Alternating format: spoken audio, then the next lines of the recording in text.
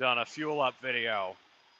Um, those of you who haven't been with me long probably wouldn't know much about these, but I used to try to check in while I was fueling up the truck. It's the end of the day here in Salt Lake City. It's kind of hot out, not too bad, but a little bit toasty. It's in the 90s. I got an interesting load on here today. Just wanted to show you guys. So this is a bucket. This is not the biggest bucket I've ever hauled. I've hauled one that took up the full length of the trailer and weighed about 60,000 pounds. But this one weighs, I don't know, 10,000 pounds probably. And it's for, I think it was an 850 excavator. But I'm hauling the bucket, and then this is the counterweight off of it. And then I've got another truck who's got the boom for the whole thing. And then the other truck is hauling the body of the excavator, the actual machine, and it's just got nothing on it. So it's pretty cool. Oh, wow, I've already got a super chat. Arms for the Killdozer Legion from Brother Doom. Thank you, sir. I appreciate it. I would love to haul a Killdozer someday. I don't know if those are a commodity you can come by anymore, but that would fulfill my image, the libertarian truck driver, if I got to actually haul a Killdozer. That would be pretty cool. Yeah, I haven't seen anything on the news today. I don't know if anything crazy has happened yet. I've been kind of busy. I've just been doing local runs. When I do local runs, I can't listen to podcasts or catch up on the news or anything like that as easily because it's just, 20, 30 minutes in between drops. I moved a haul truck that was up in the mountains back down into the city, and then I jumped over to the John Deere equipment place and got the bucket and counterweight. I'm working on setting up a few live streams with a few different people. Working on one with Matt Kibbe, working on one with Angela McCardle. Dak Rouleau, who you guys who have been with me for a while would know.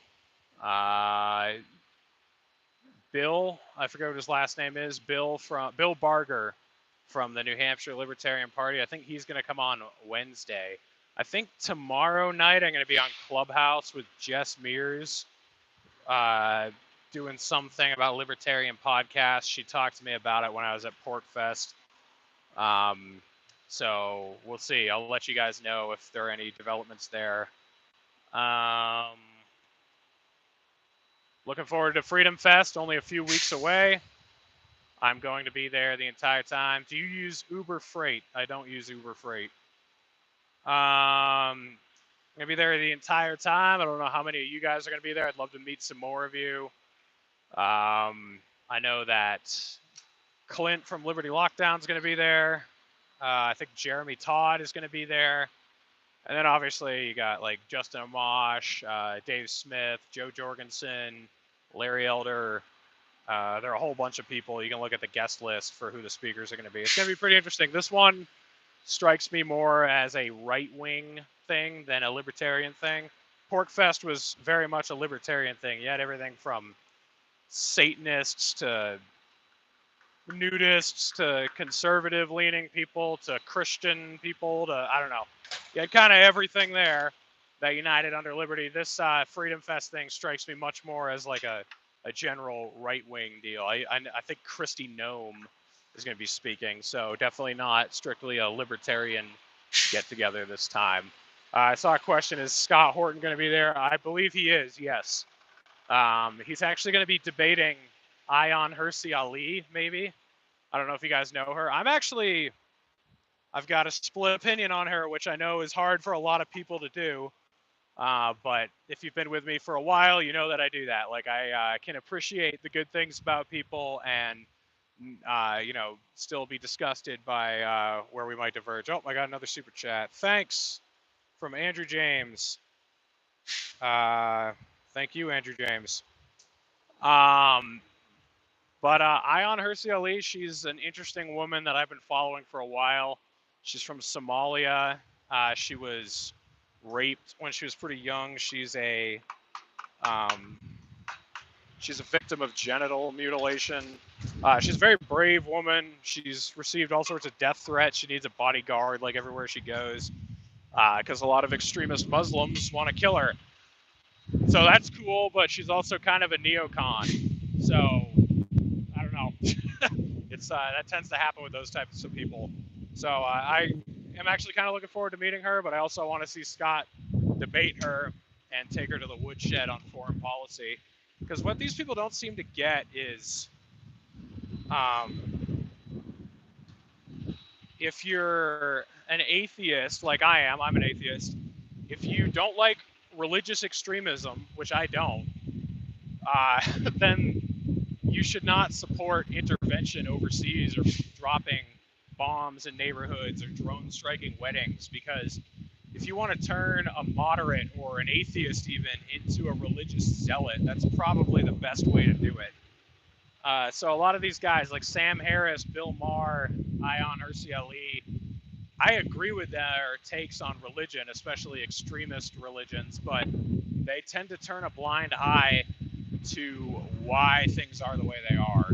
And I think they also don't blame the United States for its part in purposefully radicalizing people, because it's not all unintended blowback. A lot of it was intentional.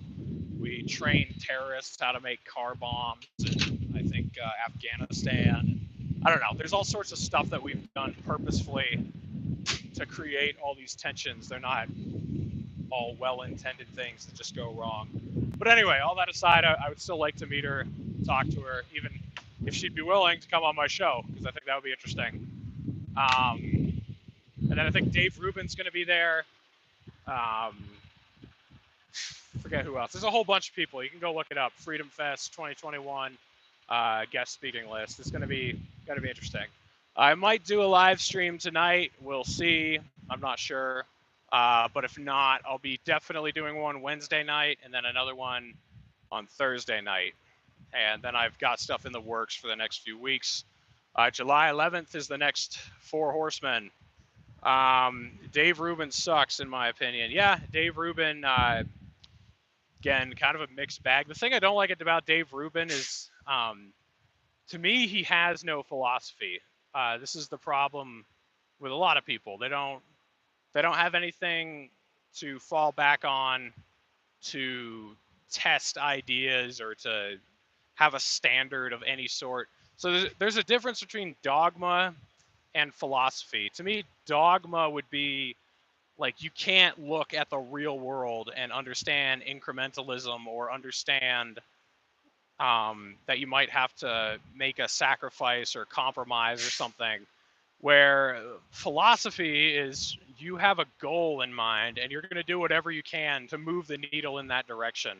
So sometimes strictly acting out of principle would not move the needle in your direction. So for a good example, if you were a Christian and you believe it's a sin to tell a lie, if you were hiding Jews in your house in the 30s or late 30s, early 40s, and the Nazis were looking for them, and they came into your house and asked you where the Jews were, the strictly principled thing to do would be to tell them where you're hiding them.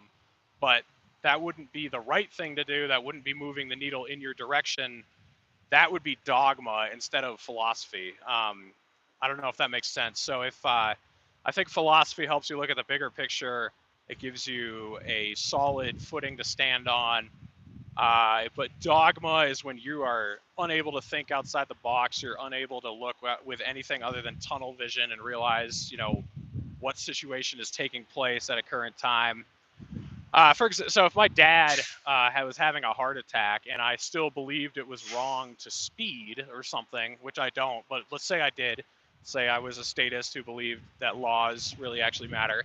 If I thought it were wrong to go over the speed limit, I would still break that law of mine to try to help save my dad's life, because it's more important to me that my dad lives than that I 100% follow whatever my ideology is.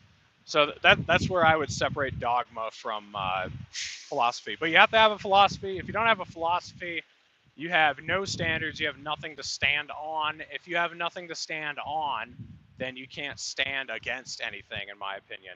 If you don't know why you believe what you believe, then what good are you?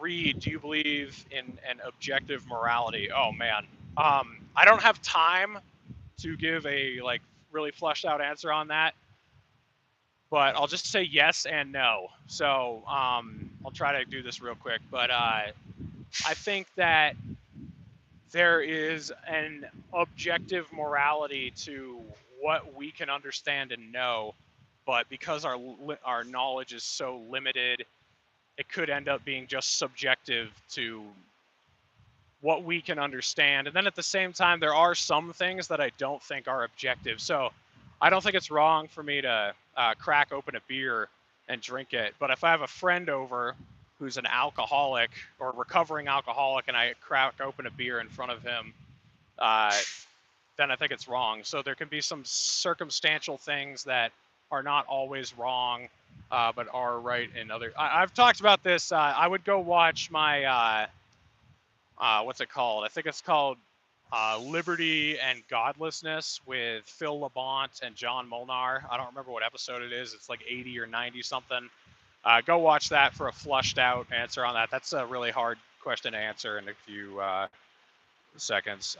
If you stand for nothing, you might fall for anything. I agree. All right, guys, I got to run. I don't know. I'll catch you when I catch you. As always, take care of each other. Take care of yourselves. Thanks for the money.